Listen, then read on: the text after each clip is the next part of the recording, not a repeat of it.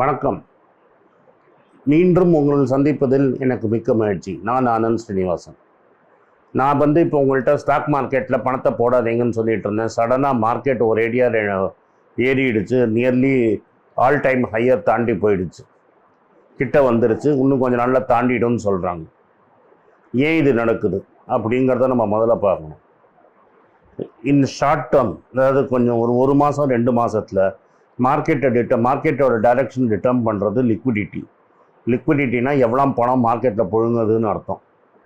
அமெரிக்காவில் ஜாப்ஸ் ரிப்போர்ட்டுன்னு ஒன்று சொல்லுவாங்க. அதாவது நிறைய பேருக்கு இன்னும் மாதம் எவ்வளோ பேருக்கு வேலை கிடைக்குதுன்னு நம்ம மெஷர் பண்ணிகிட்டே போவாங்க. கடைசியாக வந்த ரிப்போர்ட்டில் நிறைய பேருக்கு வேலை கிடைக்கலங்கிற செய்தி வந்துடுச்சு. அதனால் அமெரிக்காவில் வட்டியை ஏற்ற மாட்டாங்க. அமெரிக்கன் ஃபெட்ரல் ரிசர்வ் ரேட்டை ஏற்ற மாட்டாங்க. அமெரிக்காவில் வட்டியை ஏற்ற மாட்டாங்க கூடிய சீக்கிரம்.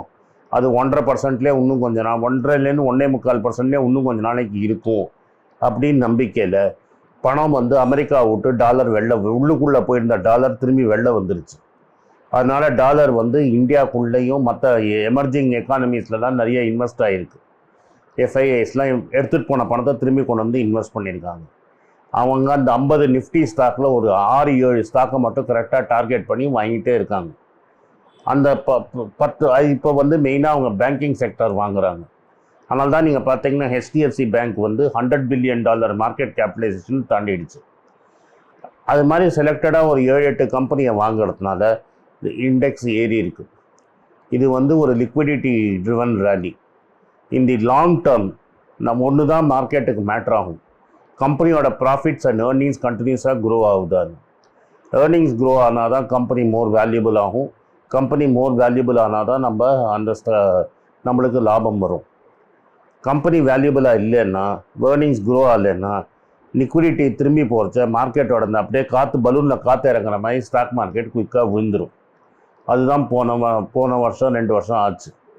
இந்தியன் எக்கானமியில் இன்டைரக்ட் டேக்ஸஸ் அவங்க எதிர்பார்த்த மாதிரி கலெக்ட் ஆகலை. அதே மாதிரி இன்றைக்கி இருக்கிற செய்தியில் இன்கம் டேக்ஸும் இவங்க எதிர்பார்த்த அளவு கலெக்ட் ஆகாதுங்கிற செய்தி பிஸ்னஸ் ஸ்டாண்டர்டில் வந்திருக்கு. ஆட்டோமொபைல் சேல்ஸ், அதாவது மாருதி பல வருஷத்தில் முதல் வாட்டி 25% ப்ரொடக்ஷனை கட் பண்ணியிருக்காங்க. அப்போ ஆட்டோமொபைல் சேல்ஸும் இல்லை.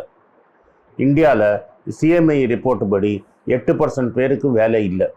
அதே மாதிரி 19 30 வயசுக்குள்ளே இருக்கிறவங்களுக்கு 14% வேலை இல்லை.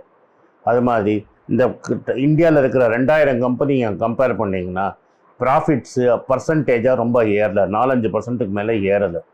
பேங்க்குங்களால் இன்னும் கடன் கொடுக்க முடியல. இது மாதிரி ஒரு சுச்சுவேஷனில் இந்தியாவில் எக்கானமி ரொம்ப ஃபாஸ்ட்டாக க்ரோ ஆகுது. இந்தியாவில் அதனால் கம்பெனியோட ப்ராஃபிட்ஸ்லாம் ஃபாஸ்ட்டாக ஏர்னிங்ஸ்ன்னு சொல்லுவோம். நெட் ப்ராஃபிட்ஸ் ரொம்ப ஃபாஸ்ட்டாக க்ரோ ஆகலைங்கிறது தெளிவாக தெரியுது. அப்போது ப்ராஃபிட்ஸ் க்ரோ ஆகலைன்னா லாங் டேர்மில் கம்பெனியோட வேல்யூ ரொம்ப க்ரோ ஆகாது.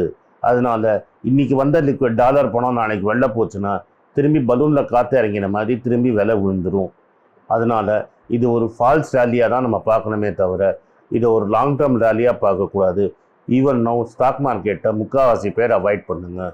உங்களுக்கு விஷயம் நல்லா தெரிஞ்சால் மட்டும் நீங்கள் ஷார்ட் டேர்மில் விளையாடுங்க. இல்லாட்டா ஸ்டாக் மார்க்கெட் பக்கம் வராதேங்கிறது தான் என்னோடய அட்வைஸு. கடைசியாக 1 வருஷமாக யாரெல்லாம் ஸ்டாக் மார்க்கெட்டில் மியூச்சுவல் ஃபண்ட் மூலமாகவோ இல்லை டைரெக்டாக போட்டவங்களோ டெஃபினட்டாக 10-15% லாஸில் இருப்பாங்க. தயவு செஞ்சு ஸ்டாக் மார்க்கெட் பக்கம் இப்போவும் போகாதீங்கிறது தான் என்னோடய அட்வைஸு. இந்த வீடியோ உங்களுக்கு பிடிச்சிருந்ததுங்கன்னா சப்ஸ்கிரைப் பட்டனை அனுப்புங்க.